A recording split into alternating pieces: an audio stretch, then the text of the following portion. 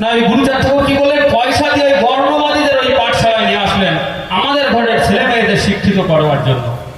গুরুচাঁদ ঠাকুর রাম রাম তর গিয়ে বললেন, মায়েদের বললেন, মা তোমরা দিনে মাঠে কাজ করো, বাবারা মাছ ধরে মাঠে কাজ করে, পরের বাড়িতে কাজ করে, তোমার ছোট্ট ছেলেটাকে, তোমার মেয়েটাকে, তোমার শিশুটাকে তুমি আমার পাঠশালায় পড়াও। আমার মনে আছে ভাবো, তোমার ছেলেটাকে আমি সুশিক্ষায় একজন সুসন্তান তৈরি করে আমার বাবার আদর্শ ফসল করে আমি তোমার কাছে উপহার দেবো। সেটা দিয়ে আমার জাতির কাজ হবে, আমার দেশের কাজ হবে, আমার জাতির কাজ হবে, আমার বাবার কাজ হবে। তুমি তোমার ছেলে মেয়েগুলোকে আমার পাঠশালায় পাঠাও। কিন্তু অত্যন্ত পরিত্যাগের বিষয়, আমাদের মধ্যে কোনো সুশিক্ষক ছিলেন না। ওই বর্ণবাদীদের আনা হলো, তারা কিন্তু আমাদের ছই না, আমাদের ঘরে ছেলে মেয়ে হাতে ধরে এই অ আ ক খ এবিসি কিছু শেখায় না। কারণ ছুঁয়ে দিলে যে গুরুর যায় জাতিকুল, তার চরণ তলিতে তুমি পার হবে, এই কথাটা ভাবাই ভুল।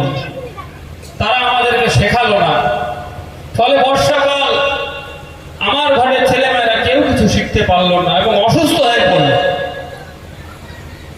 ভক্তরা বললো, বাবা ছেলে মেয়ে তো তুমি ভিক্ষা করে কালেকশন করলে স্কুলে, কেউ তো কিছুই শিখতে পারে না, আরো তো বর্ষাকাল অসুস্থ হয়ে যায়।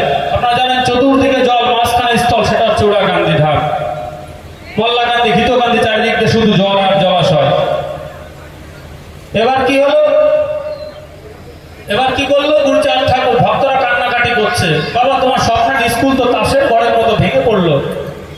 গুরুচাঁদ ঠাকুর চোখের জল ছেড়ে দিয়ে সজল চোখে বলল, তোরা ভয় পাস না, তোরা ভেঙে পড়িস না, নিশ্চয়ই কেউ না কেউ এসে আজ এই স্কুলের